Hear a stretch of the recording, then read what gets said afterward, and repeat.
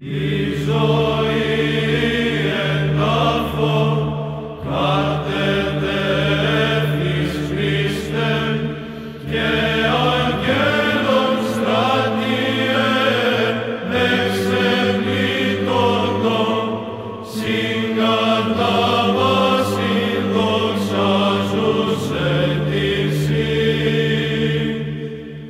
Η ζωή πως νίσκεις, πως και τάφο οίκης του θανάτου.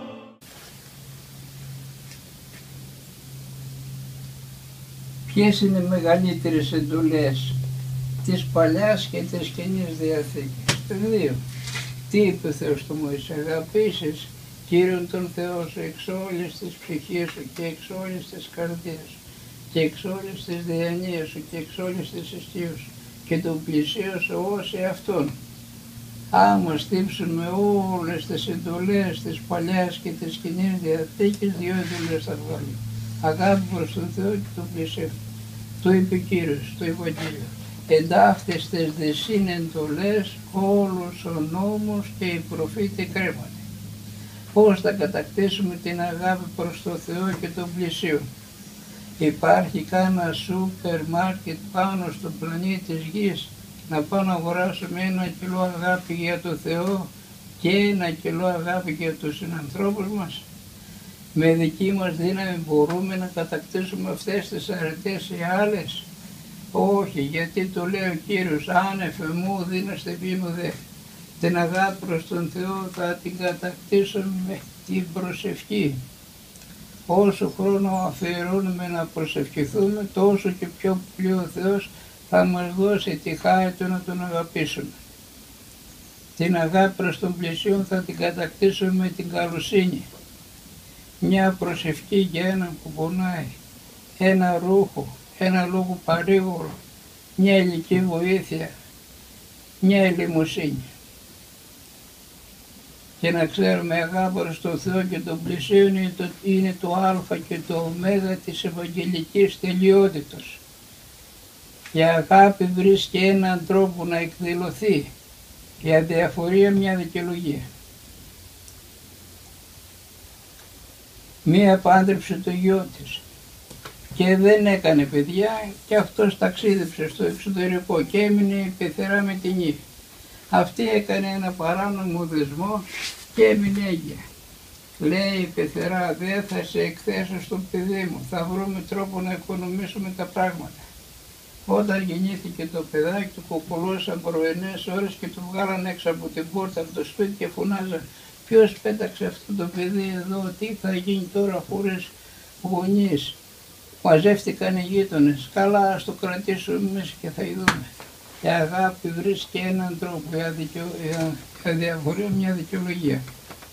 Ένας μου είπε για τη μητέρα του τα εξής, αυτή αγράμματη ήταν φτωχούλα, όμως είχε αγάπη μέσα της και επινοούσε τρόπους να εκδηλώσει την αγάπη. Γινόταν στη γειτονιά της λαϊκή και οι άνθρωποι μπροστά από δεκαετίες δεν είχαν τα μέσα όπως τώρα, ζέστη, πού να βρουν λίγο νερό το μεσημέρι να πιούνε κρύο. Αυτή από βραδείς μάζευε μπουκάλια, τα κρύωνε και όταν έπιανε το μεσημέρι πήγαινε και το στέδωνε.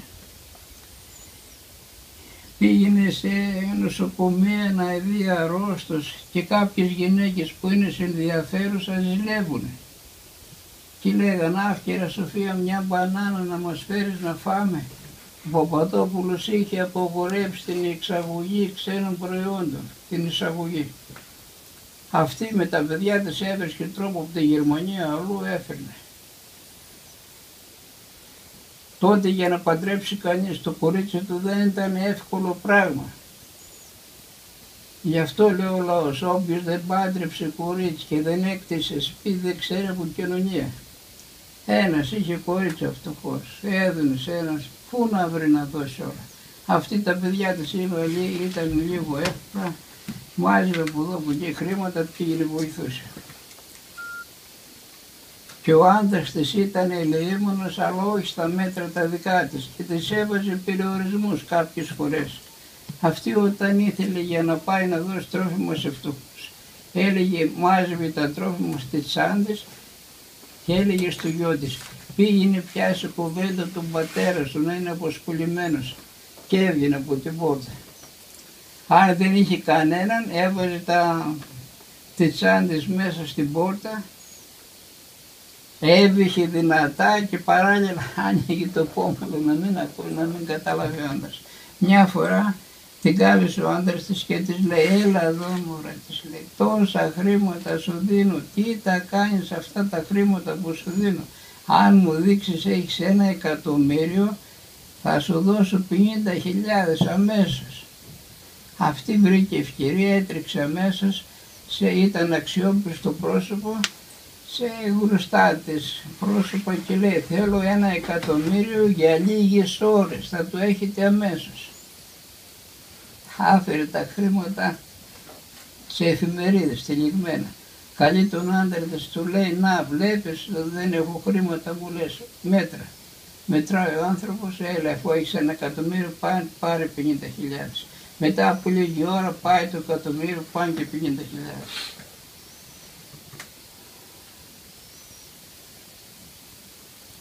Για να έχουμε ευλογία από τον Θεό πρέπει να μετανοούμε, όλοι κάνουμε αμαρτίες. Δεν υπάρχει άνθρωπος στον πλανήτη της γης που να ζήσει μια μέρα και να μην κάνει αμαρτίες. Να εξομολογούμαστε τακτικά, να εκκλησιαζόμαστε τακτικά.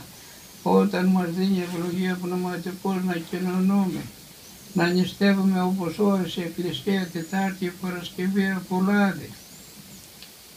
Μελετούμε την Αγία Γραφή έστω και λίγο κάθε μέρα. Κάνουμε κανένα καλό έργο. Στον τάφο δεν θα μπορούμε, ούτε Κύριε λέει στο να πούμε, ούτε κανένα καλό έργο να κάνουμε. Τα σάβανα, τα νεκρικά κοστούμια δεν έχουν τσέπες, είναι άτσεπα. Ό,τι δώσαμε τα χεράκια μας, αυτά είναι δικά μας, τα άλλα δεν μας ανήκουν, θα τα πάρουν άλλοι. Έχασα τα πάντα εκτός από εκείνα που έδωσα. Τίποτε δεν είναι δικό μου όταν είναι μόνο για τον εαυτό μου. Η φτώχεια και ο πλούτος δεν βρίσκονται στα σπίτια μας, αλλά στις καρδιές μας. Η λογική μας λέει μη δίνεις γιατί θα στερηθείς και θα πεινάσεις. Η πίστη μας λέει δώσε για να σου δώσει ο Θεός 100 φορές περισσότερα από όσα έδωσες. Κουλός είναι αυτός που δεν έχει χέρια. Τα χέρια του κουλού είναι πολύ καλύτερα από τα χέρια του τσιγκούνι. Θέλεις να γίνεις φτωχός και εσύ και εγώ θησάβριζε. Θέλεις να έχεις αυθονία, σκόρπιζε. Θέλεις να γίνεις ζητιάνος, αποθήκευε. Θέλεις να πεθάνεις από την πείνα, κλείσε τα μάτια σου και τα αυτιά σου στον ανθρώπινο πόνο και στην ανθρώπινη δυστυχία. Ποιος είναι ο πλούσιος και ποιος είναι ο φτωχός? Πλούσιος δεν είναι αυτός που έχει πολλά, αλλά αυτός που δεν χρειάζεται πολλά. Φτωχός δεν είναι αυτός που δεν έχει τίποτα, αλλά αυτός που επιθυμεί πολλά. Ο Όσιος Γαβρίλου κατά Χριστόν Σαλός, ο Γεωργιανός, το 95 κοιμήθηκε και έλεγε στα πνευματικά του παιδιά. Στους εσχάτους χρόνους τους ανθρώπους θα τους σώσει καλοσύνη, η ταπείνωση και η αγάπη. Η καλοσύνη ανοίγει τις πύλες του παραδείσου.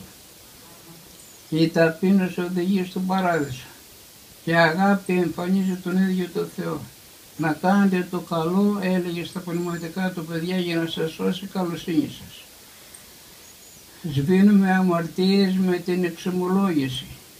Σβήνουμε αμαρτίες με την προσευχή. Σβήνουμε αμαρτίες όταν συγχωρούμε τους εχθρούς μας. Δεν λέει ο Κύριος αφείτε και αφεθήσετε ημίν.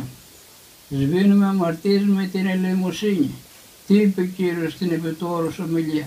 Μακάρι οι ελεήμονες ότι αυτοί ελεηθήσονται. Σβήνουμε αμαρτίες όταν κάνουμε υπομονή στις θλίψεις και στους πειρασμούς. Σβήνουμε αμαρτίες όταν κατακρίνουμε τον εαυτό μας. Και η αυτοκατηγορία, λέει ο Ιερός Χρυσόστομος, είναι άριστο μέσο ηθικού καθαρισμού. Στο Μεσαίο να πούτε, οι βασιλείς της γης που ήταν οι βασιλείς πάνω στη γη, ένας βασιλιάς μια μέρα επισκέφθηκε μια φυλακή του κράτους. Και οι κατάδικοι λέγαν ο καθένας, μεγαλειότατη είμαι αθώος, άδικα με δικάς, να με βγάλετε έξω.